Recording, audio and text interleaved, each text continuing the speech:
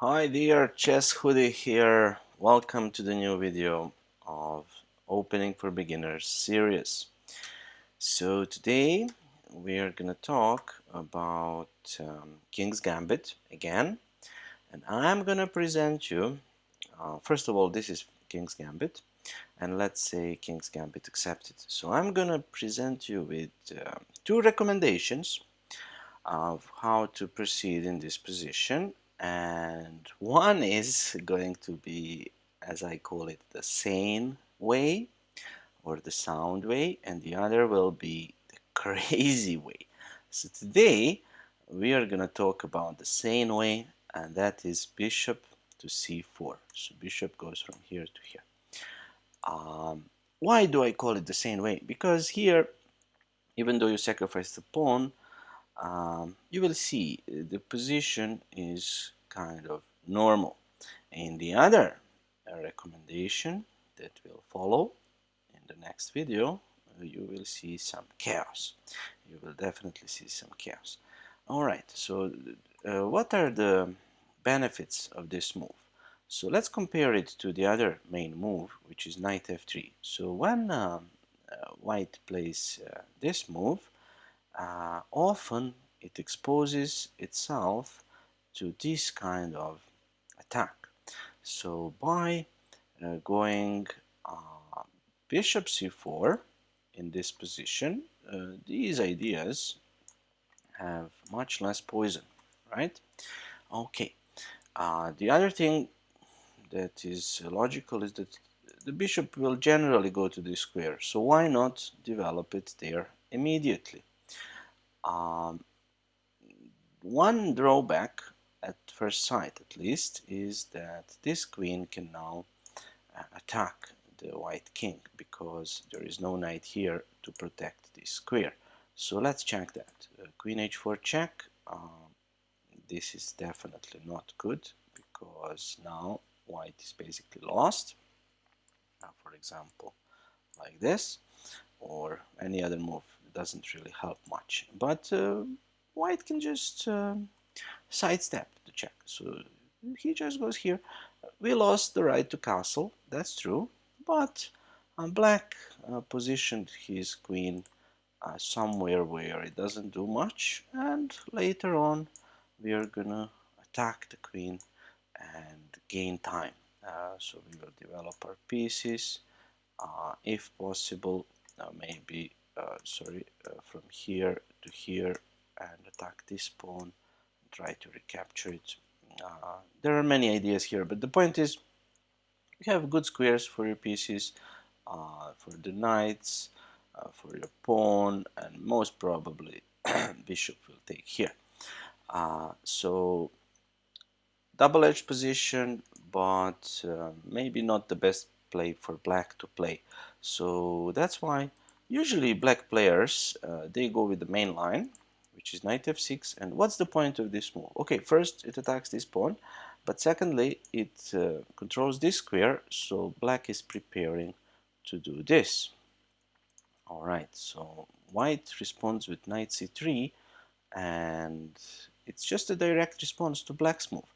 So defends the pawn and controls this square once again. I recommend this move. And also it's the main line. Next is c6. So again, black follows up his plan, controlling this square and preparing this move. Now white cannot really prevent it. There are some artificial ways like here to try and prevent it, but that's just temporary, and actually black can sacrifice a pawn there, so not advised.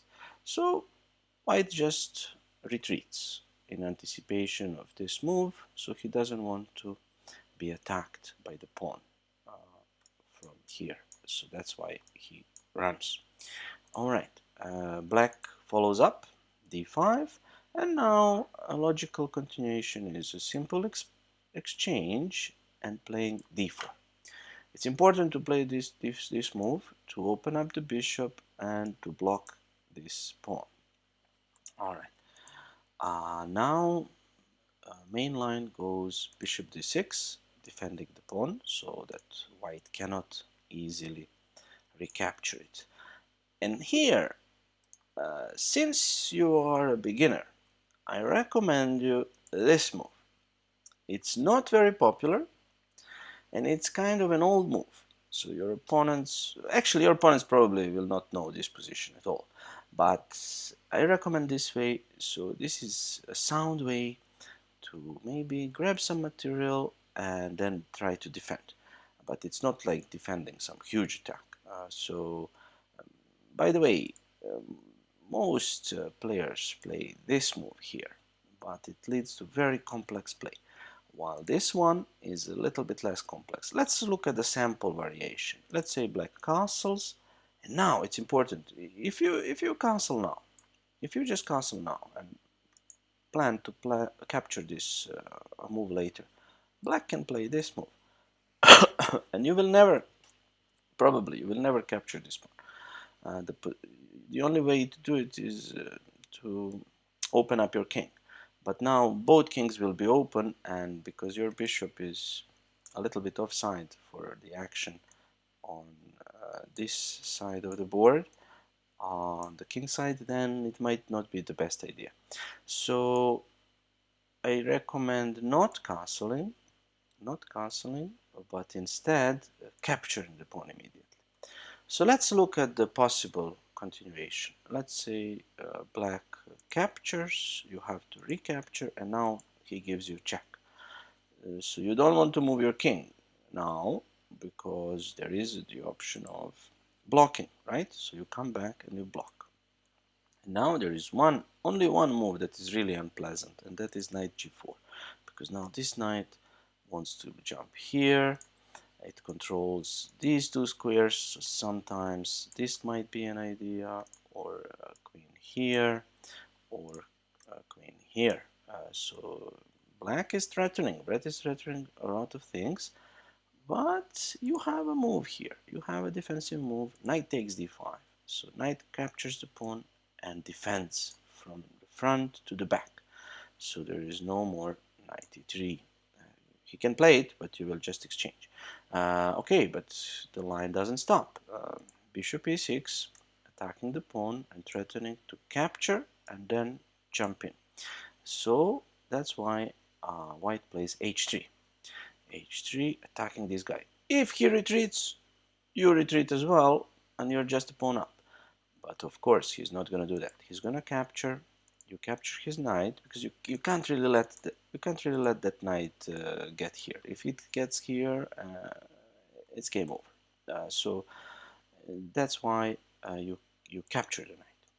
Okay, he can capture your pawn, attacking your rook. But okay, you just move. You move your rook. Let's say here. This is just a sample variation, and let's say he tries to exchange everything here and capture the pawn. That's not possible. Look.